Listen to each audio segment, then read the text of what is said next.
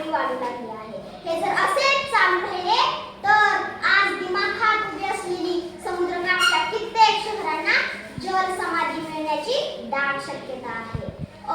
खरं तर आज आपल्या घराच्या उंबरठ्यावर असलेला महापूर, ओला कोरडा दुष्काळ अशा समस्यांनी जर का आपल्या दुर्दैवाने आपल्या घराचा उंबरठा ओलांडून घरात प्रवेश केला तर उद्ध्वस्त झालेला माणूसही नव्या वसुंधरेच्या शोधात इथेच शेवटचा श्वास घेईल. ती भीती नव्हे तर वास्तव आहे.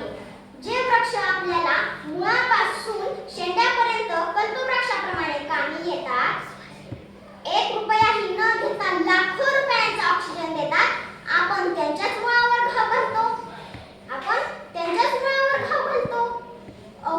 तासभर ऑक्सिजन पुरवून जीवन दान देणाऱ्या डॉक्टरांना आपण देव मानतो,